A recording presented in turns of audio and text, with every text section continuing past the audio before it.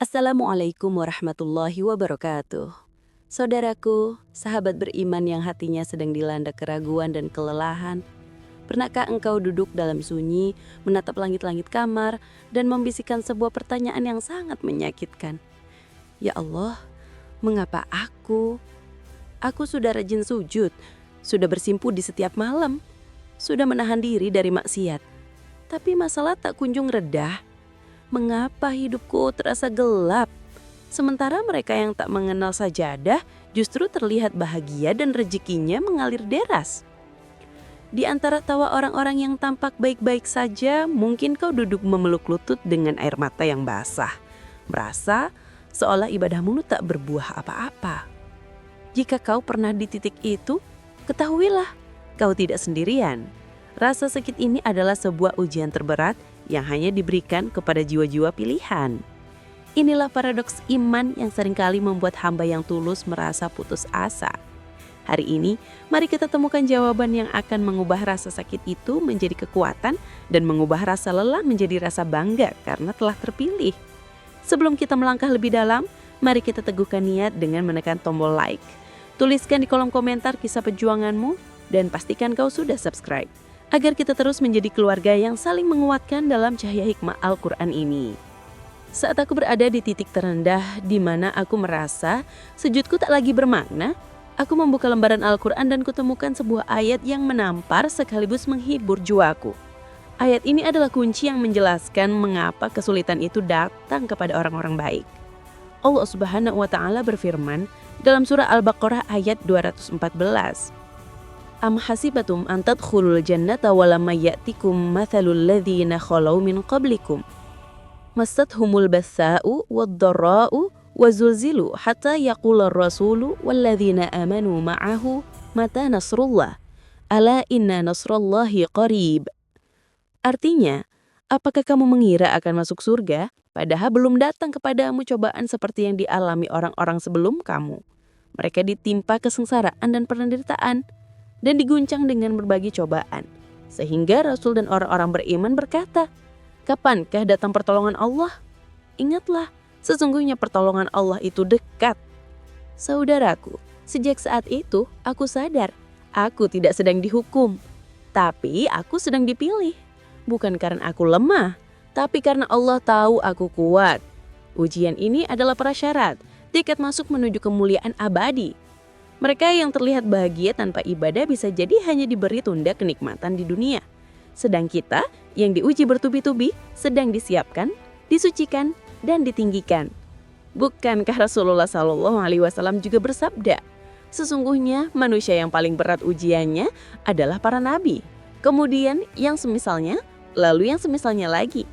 Ini adalah pengakuan dari langit bahwa kita sedang berada di jalur yang benar. Namun, setelah kesadaran itu datang, cobaan tidak berhenti. Justru ujian berikutnya datang lebih besar untuk menguji kemurnian niat. Pernah suatu ketika, sebuah rencana besar yang kubangun dalam diam dan doa panjang, yang kupikir adalah jalan keluar dari luka kemarin, tiba-tiba gagal total. Satu demi satu pintu tertutup. Aku terduduk diam, bukan karena putus asa, tapi karena bingung.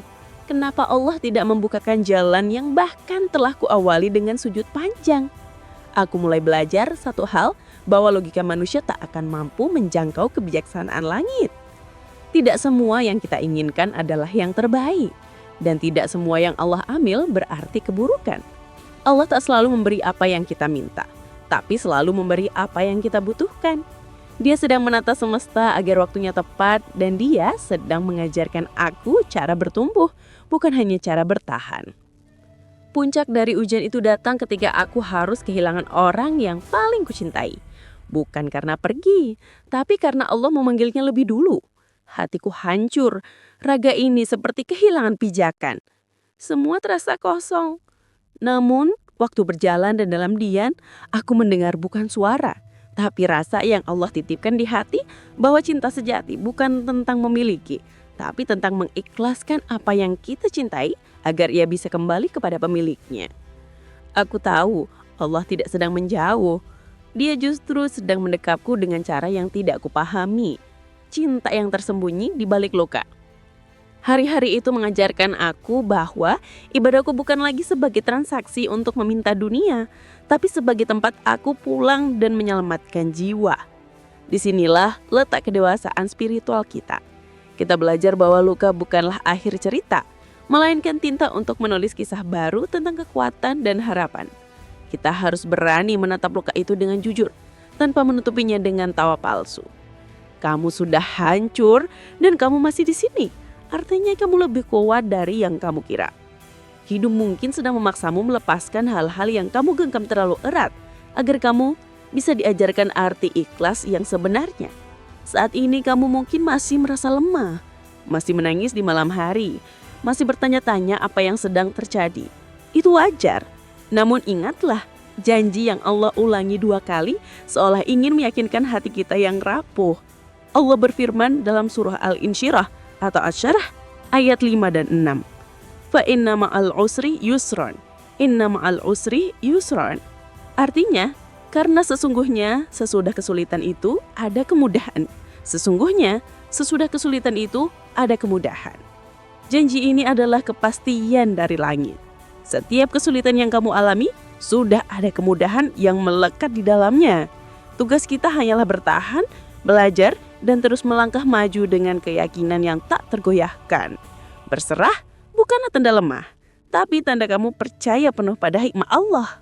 Setelah kamu melewati malam yang panjang, kamu akan mulai melihat cahaya pagi dan kamu akan menyadari hancurnya dirimu bukanlah kutukan, melainkan proses sakral yang menyiapkanmu untuk sesuatu yang lebih besar dari yang kamu bayangkan. Maka saudaraku, jangan menyerah, teruslah berjalan, karena setiap luka, setiap air mata, sedang mempersiapkanmu untuk kemuliaan yang lebih tinggi. Dan kamu dengan cerita yang kamu miliki bisa menjadi cahaya kecil di kegelapan bagi orang lain yang sedang berjuang. Kamu tidak sendirian, ada banyak jiwa lain yang sedang diuji. Jika kisah ini menyentuh hatimu, dukung perjalanan ini dengan menekan tombol like, share video ini dan bergabunglah dengan komunitas sahabat beriman. Kami akan membahas lebih dalam lagi tentang bagaimana mengaktifkan kekuatan tawakal sejati untuk melangkah lebih maju tanpa rasa takut pada video kami selanjutnya. Wassalamualaikum warahmatullahi wabarakatuh.